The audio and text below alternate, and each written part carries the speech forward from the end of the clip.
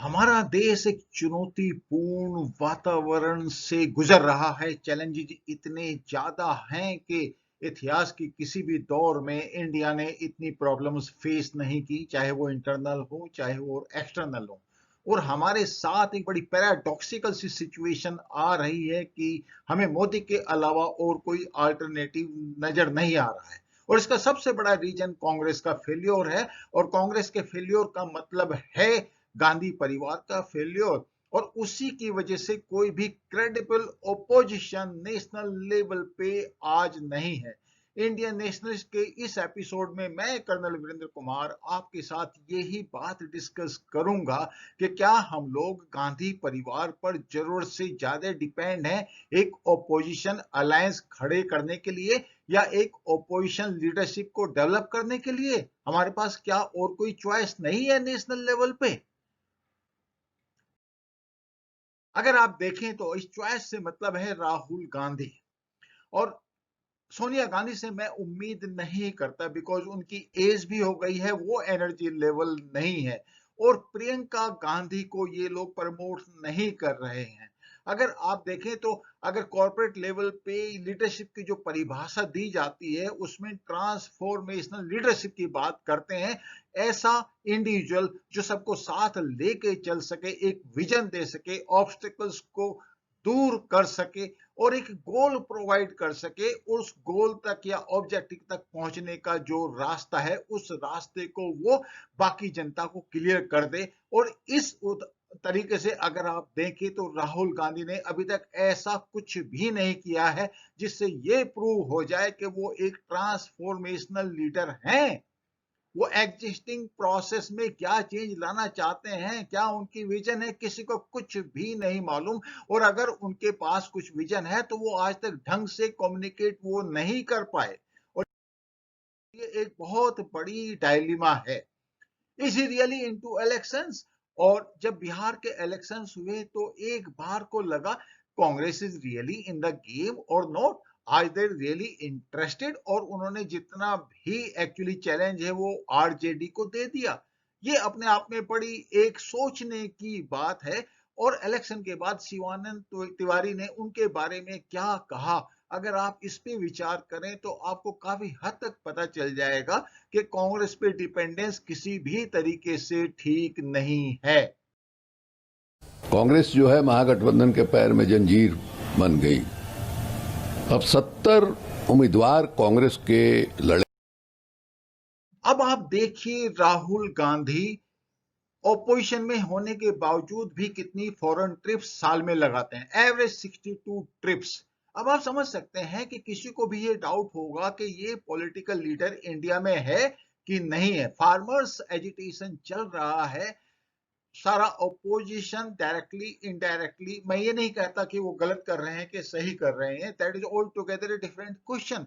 मगर एक important agitation country के अंदर चल रहा है और राहुल गांधी इटली गए हुए हैं, तो किसी को भी डाउट होगा कि this gentleman is really interested in India और नॉट।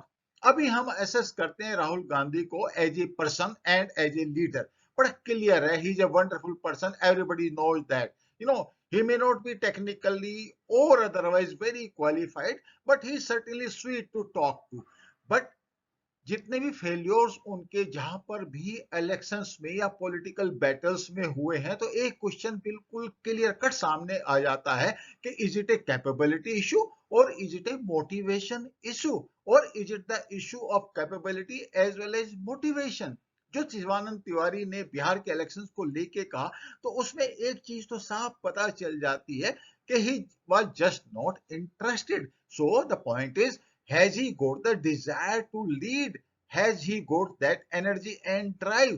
Now ये सब तो एक एप्टीट्यूड एटीट्यूड की बात होगी। नाउ मैं कॉम्पिटेंस की जब बात करूंगा, does he really know his market? अगर मार्केट में भी अगर आप देखिए तो एक बड़ी फेमस टर्मिनोलॉजी यूज होती है, सेगमेंटेशन, टारगेटिंग, पोजिशनिंग। यानी कि आप किस सेगमेंट को, सोसाइटी के किस सेगमेंट को एड्रेस करना चाहते हैं, उसको कैसे अपनी तरफ आप अट्रैक्ट करते हैं और कैसे उसकी तरफ कम्युनिकेशन लेके जाते हैं। अगर आप इस तरीके से देखें तो इलेक्शंस आफ्टर इलेक्शंस ये बिल्कुल क्लियर कट हो जाता है कि कांग्रेस की कोई भी स्ट्रेटजी नहीं है। उनको ये नहीं पता कि किस सेगमेंट को वो अट्रैक्ट करें या किस सेगमेंट को टारगेट करें और अपने आप को कैसे उस सेगमेंट के लिए पोजीशन करें। ये एक बहुत ही बड़ी डायलेमा है। उनको ये नहीं पता चलता कि वो सेकुलर प्लेटफॉर्म पे जाएं कि कास्ट बेस्ड करें कि रिलीजन बेस्ड करे या फिर इशू बेस्ड करे, इंटरनेशनल इश्यूज को उठाए या ना उठाए। कांग्रेस एक बार भी ये डिसाइड नहीं कर पाई कि वो आर्टिकल 370 के ऊपर क्या अप्रोच ले। एक बार भी वो ये डिसाइड नहीं कर पाए कि अयोध्या इशू पे क्या वो एक न्यूट्रल स्टैंड लेंगे। किसी को नहीं पता था उनकी क्या स्टैंड है। और एक बहुत बड़ा क्वेश्चन आता है, is he really emotionally intelligent. Emotionally intelligent आप उसको कहेंगे जो पब्लिक के मूड को समझे, उनके इमोशंस को समझे और उन इमोशंस के साथ अपने इमोशंस को अलाइन करके एक अप्रोच ले। ये बिल्कुल भी आपको पता नहीं चलता। आपको मीन्स मैं वोटर्स की बात कर रहा हूं। और जब उनको ही पता नहीं चलता तो आप समझ सकते हैं कि कांग्रेस पार्टी के अंदर कितना कंफ्यूजन होगा। और ये बहुत बड़ी डायलेमा है। रामचंद्र गुहा को आप सब लोग जानते हैं, बड़े फेमस हिस्टोरियन हैं, सर्टिफाइड मोदी बेटर हैं। मगर एक चीज तो बिल्कुल क्लियर है जो उन्होंने कही है कि गांधी परिवार का इंडिया में जो पॉलिटिकल फ्यूचर है वो निल है। और वो क्या कर रहे हैं कि अभी किसी भी क्रेडिबल ओपोजिशन को वो ऊपर नहीं आने दे रहे। वो इंडिया के लिए एक बहुत ही खतरनाक बात है और मैं उनकी इस बात से पूरा एग्री करता हूं। against him. अब आप It will देखिए always be the Ramchandra initial Guha way, ने जो initial prism interview through Karan which Thakur को Rahul दिया Gandhi is seen. उसमें उन्होंने क्या कहा।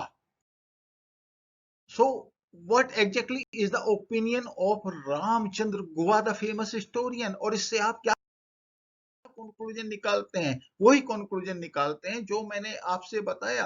मींस कांग्रेस पार्टी या Gandhi family for that matter, they just do not know how to fight the elections, from where they have to drive the energy, कौन से segment को अट्रैक्ट करें। और ये कोई बहुत अच्छा लक्षण नहीं है ऑपोजिशन की यूनिटी के लिए या ऑपोजिशन होने के लिए। इंडिया में भी रिक्वायर ए क्रेडिबल ऑपोजिशन। अब आप देखिए ओबामा इंडिया में आए और उन्होंने उनके बारे में क्या कहा।